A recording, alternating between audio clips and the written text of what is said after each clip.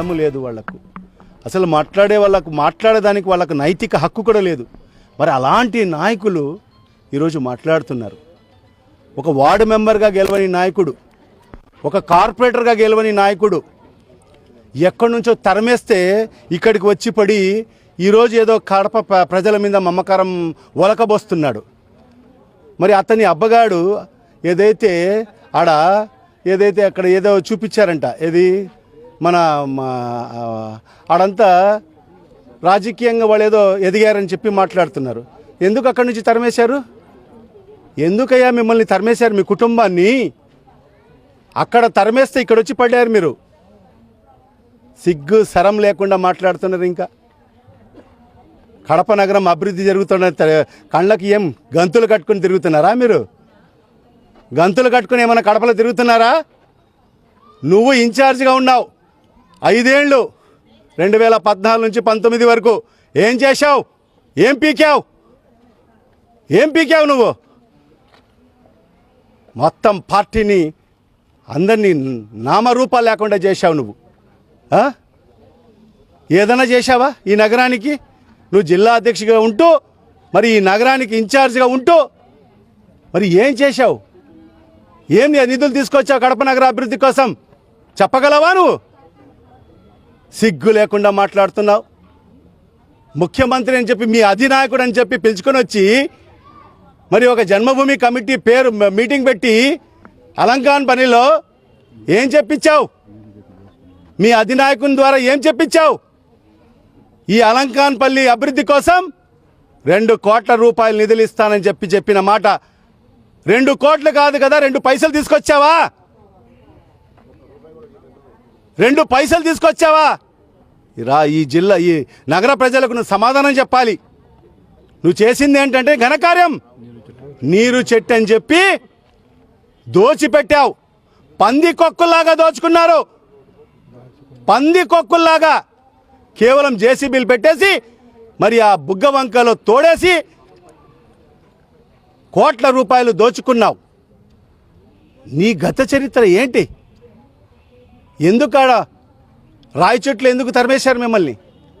ఎందుకు మీ కుటుంబాన్ని ఎందుకు ఆదరించడం లేదు? ఎందుకు అన్నిసార్లు ఓడించారు? మీరు గొప్పలు చెప్పి మీరు అక్కడ అభివృద్ధి చేసింటే ఎందుకు ప్రజలు మిమ్మల్ని చిత్కరించారు చెప్పండి? ఎందుకు తరిమినారు అక్కడి నుంచి? వరుసగా ఎందుకు ఓడిపోయారు మీరు అక్కడ? మీరేదో అక్కడ అభివృద్ధి చేసింటే అది మాట్లాడుకోకుండా మరి ఈరోజు ఇక్కడికి వచ్చి కడప నగరం గురించి మరి ఈరోజు ఇన్ని వేల కోట్ల రూపాయల అభివృద్ధి కార్యక్రమాలు జరుగుతుంటే పచ్చ కామెర్లు ఏమైనా వచ్చాయా నీకు? నీతో పాటు తిరిగే వాళ్ళకు పచ్చ కామెర్లు వచ్చాయా? కనబడం లేదా నీకు అభివృద్ధి జరుగుతుండేది?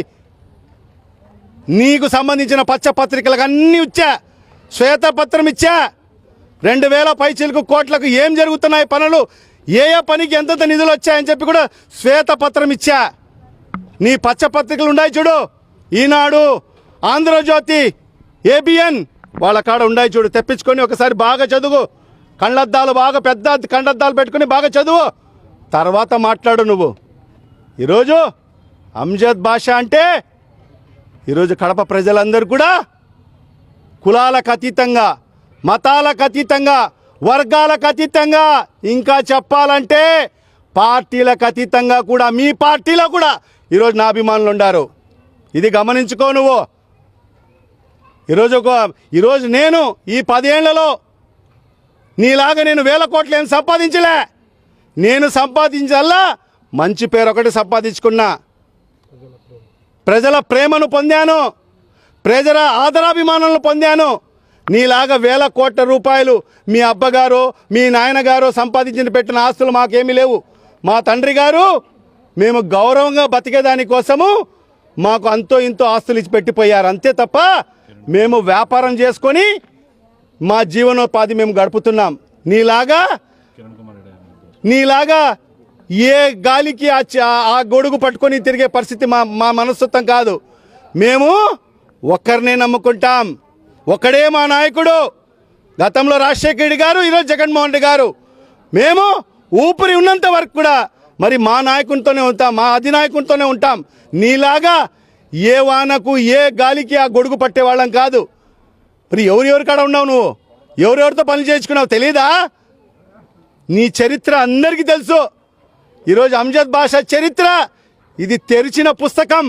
నువ్వేం చెప్పాల్సిన అవసరం లేదు. ఈ కడప నగర ప్రజలకు అందరికీ కూడా తెలుసు కడప అమ్జద్ బాషా అంటే ఏంటి, మా కుటుంబం అంటే ఏంటి అనేది ఈ కడప నగర ప్రజలకు అందరికీ కూడా తెలుసు. నువ్వేం చెప్పాల్సిన అవసరం లేదు.